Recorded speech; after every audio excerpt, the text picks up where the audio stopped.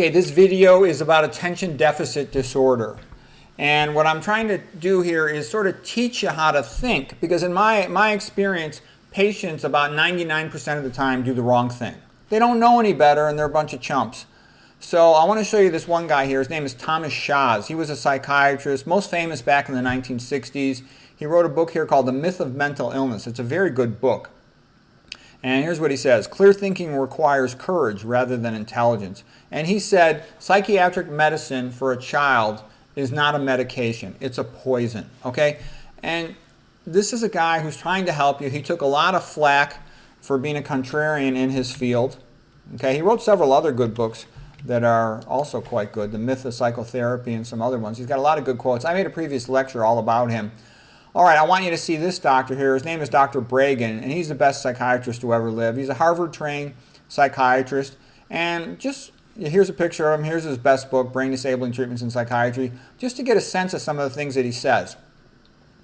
He never prescribes a psychiatric drug. He says they're all bad. Only time he'll even give a psychiatric drug if he's weaning a person off of medication. And I'm going to talk about attention deficit. I'm going to talk about what's happening to these kids, but you need to have a little bit of background. He said all psychiatric drugs cause brain damage. They all cause a chemical lobotomy. Electroshock therapy, electroconvulsive therapy is an electric lobotomy. Lithium is a severe brain poison. Antipsychotics kill brain cells. Okay, he goes on and on about it. He shows them all. Benzodiazepines are like local anesthetics.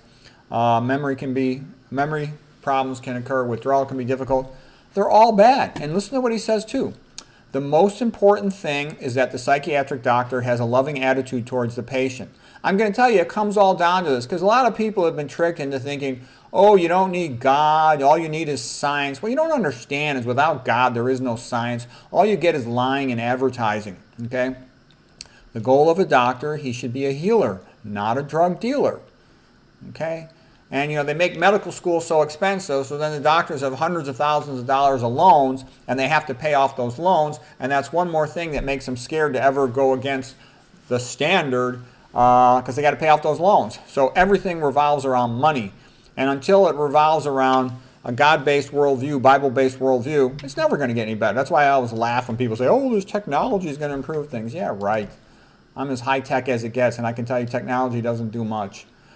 All right, now here's what happens when a person goes to a psychiatric office. They got their choice of 3 types of lobotomy. The chemical lobotomy is the most common one, from antidepressants, benzos, antipsychotics, and stimulants. Surgical lobotomy is done as a sort of a last resort. Intermediate therapy is electrical lobotomy. Best option, run for your life, okay? Now here is a package of Ritalin. This is methylphenidate. These are amphetamine stimulants given to children for so-called attention deficit. And what is attention deficit? The definition of attention deficit is basically the kid annoys the teacher, They're hyperactive, fidgeting in their seat. There's a lot of things you could do before you prescribe amphetamines. It's against the law to sell amphetamines on a street corner, and you're giving it to children. And I'm telling you, this is coming from Harvard. This is coming from Harvard. That's what I meant by Harvard stinks. And it will never be any good until it goes back to being in large part a religious school. And people should have to take religious oaths in order to practice medicine. Because, the Hippocratic Oath is ignored. Nobody even knows what it is, yet alone pays attention to it. They're poisoning children with amphetamines. I mean, if somebody asked you on the street, would you poison a kid for $10, for $100, for $1,000? Most of you, almost all of you, would say, no, I wouldn't do that. But these doctors do it all day long, every day.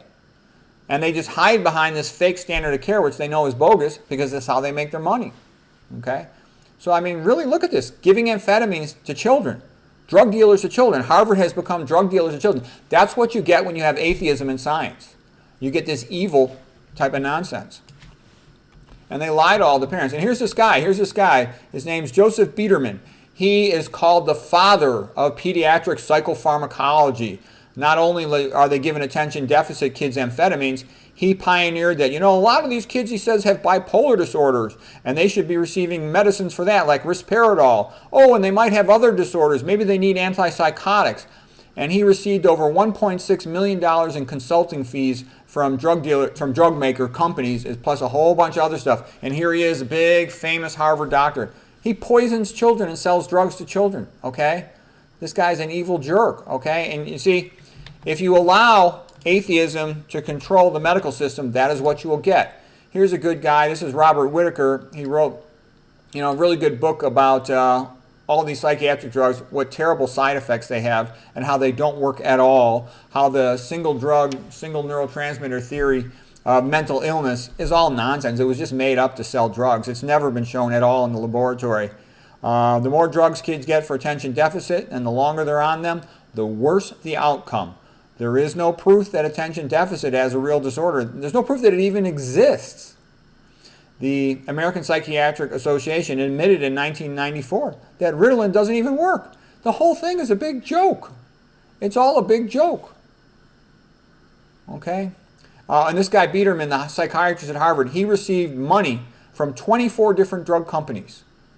So he's just a big drug dealer. He's just a popularizer to get all the chumps. Well, the Harvard doctor recommends that we give amphetamines to children. Okay, we'll do it. It's insane. Why not give them heroin?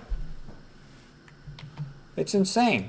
So I'm just letting you know where this is coming from, and this is why you should not trust the system. It is not designed to help you. It is designed to make money. And look at all these drugs that are mitochondrial inhibitors. You need your mitochondria for everything. The statins are mitochondrial inhibitors. The cholesterol drugs, the SSRI, selective serotonin reuptake inhibitors, are mitochondrial inhibitors. Trazodone, another antidepressant, mitochondrial inhibitor. Other SSRIs like Prozac and whatnot, those are mitochondrial inhibitors. The stuff they put in your drinking water, F-, mitochondrial inhibitor. The stuff they spray on non-organic soy, GP, phosphate, mitochondrial inhibitor. The stuff they spray on non-organic corn, zine, mitochondrial inhibitor. So this is your whole body's energy. Your brain depends entirely on these mitochondria, and they're inhibiting them all over the place. Metformin, the most common diabetes drug, mitochondrial inhibitor. Tylenol, mitochondrial inhibitor. Omega-6 cooking oils, they undergo lipid peroxidation to make toxic aldehydes like hydroxynonenal, HNE, mitochondrial inhibitor. Lead, which is often found as a heavy metal in powdered foods, in turmeric powder, in protein powders, mitochondrial inhibitor. Non-stick cookware with PFOAs, mitochondrial inhibitor. There's a whole bunch of them. All the antifungals, mold inhibitors, mitochondrial inhibitors. Okay? There's tons of them. The common antibiotics, aminoglycosides, fluoroquinolones, beta-lactams, mitochondrial inhibitors. Alcohol, mitochondrial inhibitor.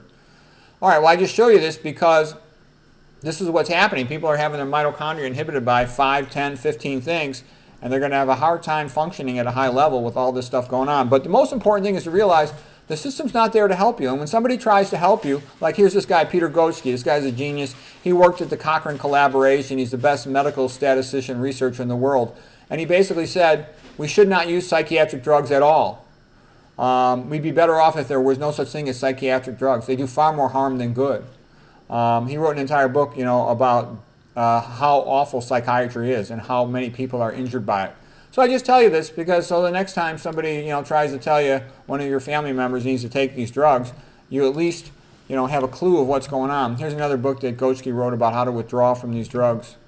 So I'm just trying to give you a chance. You can't fix stupid. In my experience, most people are stupid. Oh, well, the psychiatrist recommends it, as if the psychiatrist knows. No, the psychiatrist's job is to sell drugs. His job's not to help you. He doesn't get paid for helping you. Doctors don't get paid for helping patients. Whether patients live or die is irrelevant. What matters is that they follow the standard of care, they get paid because they meet the criteria for the billing code as designated by the insurance company. That's what matters. And there's a bean counter in every hospital and every clinic that's keeping track of how much money that doctor's making. And if that doctor's not making enough money as determined by the standard of, for their field in the community, they're fired. So they have to do it. They don't have a choice. So anyways, that's a little reality check on attention deficit disorder.